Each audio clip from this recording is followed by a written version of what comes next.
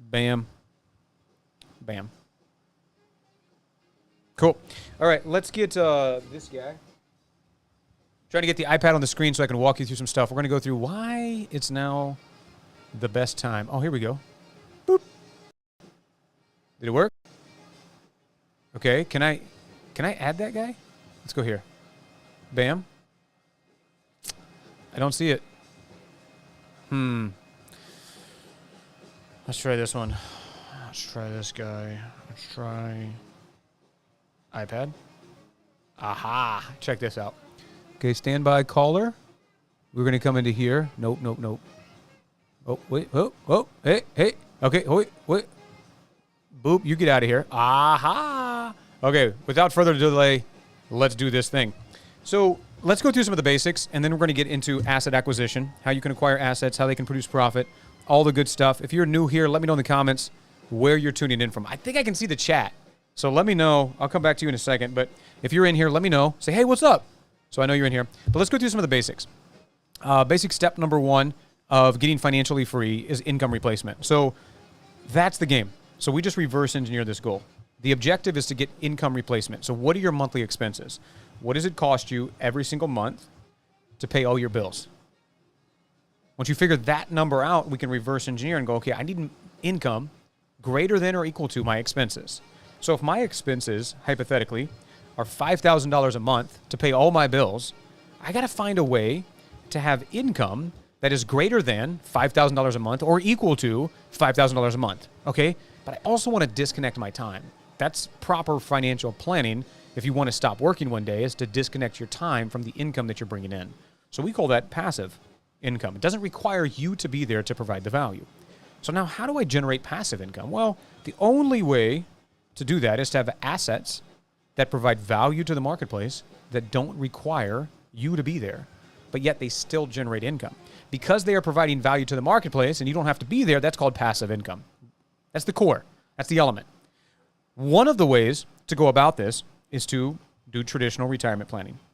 There's more 401ks in the United States than there are homeowners, so we're going to pick that one. You could build a 401k account balance of, say, $5 million or whatever number. Pick your number. This is an option for sure. The 401k, hypothetically, is going to kick off income. Let's call that income $5,000 a month. Let's put some colors on this so we all know what profit and what loss looks like. So your income from your asset is $5,000 a month. The monthly expenses to cover your personal bills, my bills are paid, I pay my bills, is $5,000 a month. You're financially free. What was required for you to do this? What was required for you to do this was to generate an asset, to create an asset that gives you, that is big enough or gives you enough income to replace your income that you're earning actively in your job or running your business. Make sense? Cool. So this is not rocket surgery. This is the basics, but this is what everybody does.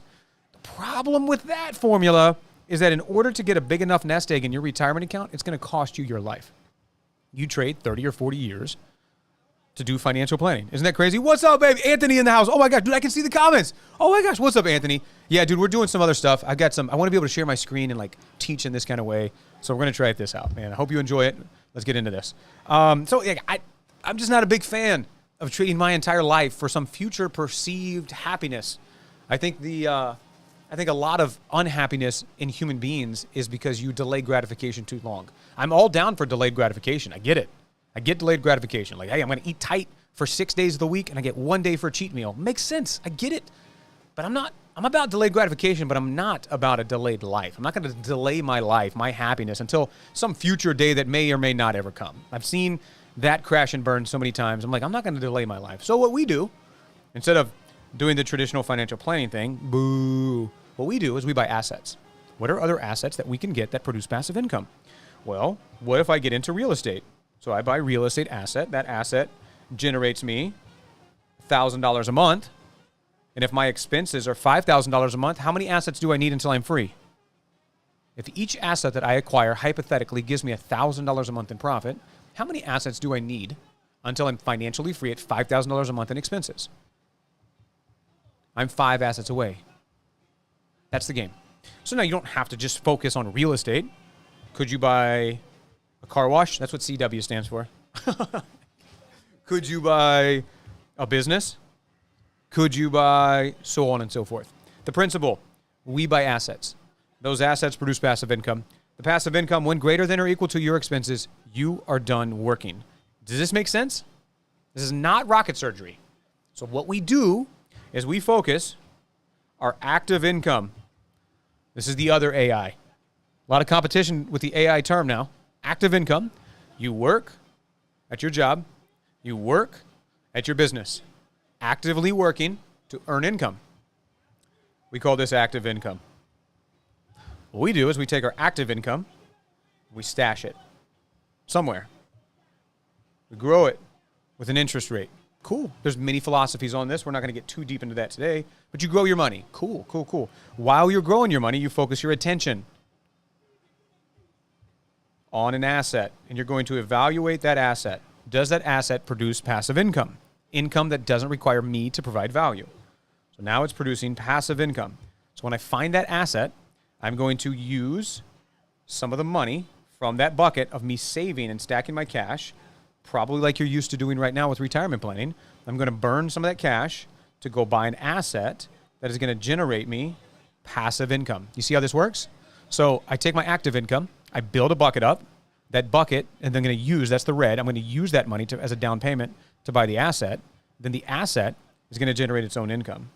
And then that income is going to fill the bucket back up. And so the actual flow of this is going to go over here. Bam. Does this make sense? Say yes or no in the comments if you're with me. Everybody, do you understand this concept, or should I teach it a different way? Yes? I take my active income, fill up the bucket. This is the bucket. Growing an interest rate. Many different philosophies on how you earn interest rate. We're not going to get into that. But then once I identify an asset, I'm going to use those funds to then buy an asset. That asset is going to kick off passive income. The passive income I can then use to fill the bucket back up. What this does is this allows me to buy another asset. And you rinse, wash, repeat. We call that shampoo wealth building. Rinse, wash, repeat until you're financially free. So what does it look like? Traditional financial planning looks like this. It's you. There's only 3 variables to financial planning. You take your money, you chase an interest rate, and then you wait for you to be old. I mean, for time to go by. I mean, for compound interest to compound. The conclusion of every financial plan is what? You have to be old. In order for a Dave Ramsey financial plan to work out, you have to look like Dave Ramsey. God, dog, this is tough. It's okay. I think it's fine. I mean, whatever his wife thinks he looks great. But you got to be old. Well, so what do? We just make one change. That one change is instead of waiting until we're old to use our money, we use our money now. And I buy things that generate income. So instead of just me, myself, and Irene having one stream of income, I go over here and I buy an asset, and that asset kicks off income. So now I've got 2 streams of income. And if I repeat this process 4 times, I have 4 assets giving me income plus me. So that's 5 total streams of income. 4 assets plus hombre, 5 streams of income versus my 1 goal. How do I get to the same financial destination? 5 assets versus 1 goal, or traditional financial planning is of just you versus your goal. What's up, Anthony? Awesome, let's go. I'm glad that makes sense. So in the comments below, who do you think is more likely to get to their financial destination? The person with 5 streams of income, type 5, or the person with 1 stream of income, type 1? Who would you bet on? If you're a betting man, I'm not a betting man. Betting is a tax on those bad. It doesn't matter. Who do you think is more likely to get to their financial goal? Winner. Not so winner. That's the game. So that's what we do. So let's get into this. I'm going to get deeper into some other basics of financial planning. But let's go to the math real quick, and let's look at some stuff that we're dealing with. We got some financial economical wins that we are facing. So let's pull this up real quick. It says right here, this is a home buyer's market. You ready to get into this? You want to buy some real estate? I think we should. If you want to learn how to buy real estate, type R in the comments and I'll come to you and I will teach you how we buy real estate no matter what's going on. No matter what the weather is, we got to exercise. It is a home buyer's market if you can afford one. U.S. home buyers and sellers actively in the market. And this is a chart. You ready for this? So the purple is the buyers. There's about 1.5 million real estate buyers in the market right now. The sellers is this red line. And if you're colorblind, I don't know how to help you. Good luck. 1.9 million sellers. So there's about 400 to 500,000 more sellers than there are buyers. Man, that sounds awesome. I would love to buy some real estate right now. The one problem is interest rates, my man. Would love to buy it. So if we look at the historical rates of mortgages, everybody's thinking about this time right here. This 2.8 in 2020, 2021, 3%. Right now we're sitting at about 6.9, 7% interest rates. People are going, oh my gosh, I can't afford to buy it. Well, the same environment that creates this discrepancy between supply and demand, the demand buyers, demand is 1.5 million. Supply is 1.9 million. There's more supply than there is demand. There's more sellers than there are buyers. The same economics, the same environment that's created that difference is the same environment that we have to figure out how to overcome. That 7% interest rate. It doesn't cash flow, man. I'm no math major, but at 7%, it's tough.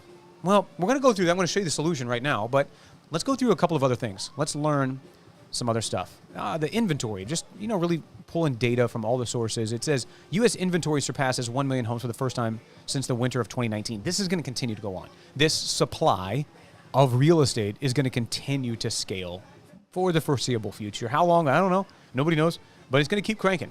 So we have to figure out, okay, there's a lot of people that are afraid. There's a lot of fear in the market right now. And Warren Buffett told us, he said, if everybody is fearful, then we need to get greedy. If everybody is greedy, then we need to be fearful. Well, right now, how is it, the market? What do you think it is? We've got tariff conversation. We've got trade deficits. We've got recession talk. What's the price of eggs? Has anybody seen the fuel prices lately? Fear. Okay, so Warren Buffett said when everybody's fearful, we get greedy. That means that we need to be buying. But we can't buy because it's 7%. Oh, my friend. Let's go to Zillow. I'm just going to go to a couple of different markets. If you're listening to this live, let me know what market you're in. We'll look in your area. Are you in Florida? Are you in Texas? Are you in Illinois? Let me know. Let me pull some stuff up. I'm going to show you some stuff that we're doing live right now. So I'm just on Zillow. This is like just a public website. I'm going to show you how to find this information. I want to go to for sale. Let's go to home type. Let's do multifamily. Let's do houses. Let's just do that. So it's got a little boundary here. Let me hit some zoom action. And then I'm going to go to the more tab. On the more tab, I'm going to say days on Zillow. Okay? 90 days on Zillow. Let's see, how long have they been on Zillow? Apply. Just in this little snapshot. I don't know if you can see this over here. Let's hit some zoom action right there. There's 1,500 homes in this little market in Cleveland, Ohio, and whatever little map area that I've drawn, that have been on the market. 1,500 homes that have been on the market for 90 days or longer. Some of these homes are under $100,000. If there's 1,500 people, supply, competing for the buyer to give them money, do you think, yes or no, let me know in the comments, do you think they would be open to negotiation? 1,500 people have been on the market 90 days. That's 3 months. Hey, we should sell our house. 90 days later, oh my God, we haven't sold our house. Do you think they would be open to negotiation? Yes or no?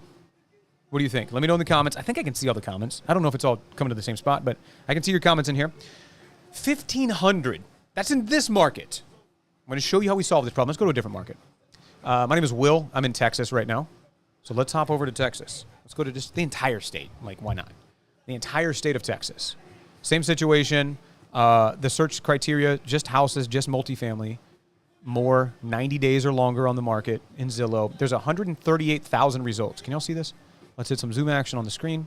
138,000 results of people that have been on the market 90 days or longer. They are trying to actively sell their house and they can't. Nobody's going to buy it. Why are they not buying it? Because the interest rates are too high. Okay, all right. Okay, cool. And they're not coming down on price. That's a fair argument too. 138,000 homes. Do you think these people would be open to negotiation? Yes. Yeah. Hey, man, there's 138,951 other people trying to sell their home to me. Are you open to talking about maybe coming down on your price a little bit? Maybe some incentives for me to buy it. I'm a seller. I'm looking at the data right now. The data says there's 400,000 less of me. There's 400,000 more of you. So I can just walk down the street and buy your neighbor's house. I'm willing to talk to you. Do you want to talk? You see what I'm saying? But there's still a problem. The dilemma is, how do I buy it if the interest rates are high? 7%, man. So let's go here. Let's go to, hit the Google machine. Let's go to mortgage calculator. Is this making sense to anybody? Just me? Let me know in the comments. If this makes sense, say it makes sense. If you're confused, then just type C for I'm good. What's going on? So let's say we found a $300,000 house. $300,000 house, 30 years, 7%. Ooh. Let's do a little Austin, Texas action. 527. Update. At a 7% interest rate to buy a $300,000 house, just my principal interest, we need to figure out taxes, insurance in a minute, $1,800 a month, all right? If I had an interest rate of, say, 4%, like that was a couple years ago, instead of it being $1,800 a month, what would it be? $1,400. Holy cow. Like, so you can see the affordability goes through the roof of the interest rate. And that's what everybody's saying, dude. You can't afford to buy real estate right now. It's too expensive. Well, let's go to the same place we were searching at. Let's find the solution. So I'm in Zillow. Public information. Free. Doesn't cost any money. And I'm going to go down to the same spot. You see at the bottom down here? Let's hit some zoom action. There's a keyword section. I don't know if you can see it on your side. Keyword section. We're going to type in owner finance. So let me move something over to you. Oop, let's not move that. Stand by. I'm going to move it so I can see you over here. Oh, gosh. How do I... Come on, dog. Let me just lock everything. Okay, whatever. I'm not going to move it. So I'm just going to type in owner finance. Let's come across this problem. Owner finance. Look at all these homes. There's 775 homes in Texas that are offering owner or seller financing in some right, or they're referencing it. It could say no seller finance, no owner financing.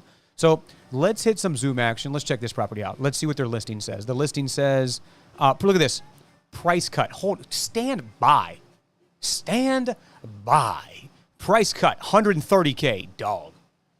That's a crazy price cut. $130,000. Okay, when you see a price cut of any regard, does that mean they're open to negotiation? Yes or no? Yes. If you see it that's over $100,000, are they super open to it? Yes. That means the market is ready to sell you something. So you hold the cards. The chips are in your hand. The potato chips are in the dip. Something like that. So let's look at this. $300,000. Let's see if they offer any kind of owner or seller financing. Lots of yapping. Yappity, yappity, yap. Let's do owner. Okay, don't see anything in here that references owner financing. A little sus. Let's go to another one. 177 grand. Let's see. Look at this. Look at this. Seller financing only. So what is seller financing?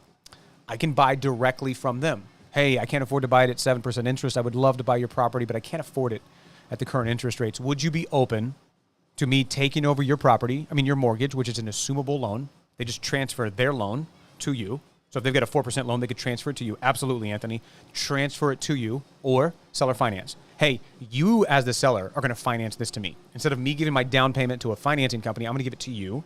And I want terms like this. I want a 5% term or whatever. You see what I'm saying? So I can still acquire this asset. Because these homes are sitting on the market for so freaking long, people are willing to come to the, we'll just figure this out. That kind of thing. Let's keep rocking. See if we can find any other stuff. Just randomly clicking stuff. Here we go. Smart investors, savvy investor, take note, blah-de-blah-de-blah, turnkey opportunity, discuss creative financing solutions. Creative financing. Okay, so let's get creative on the financing of this. If the interest rate is 7 or 8%, look at this price cut, $14,000. Calling all investors and creative buyers. Blah-de-blah-de-blah, owner finance, seller financing. All kinds of stuff that we can find. So let's go to another market. If you're new here, my name is Will. I go live all the time.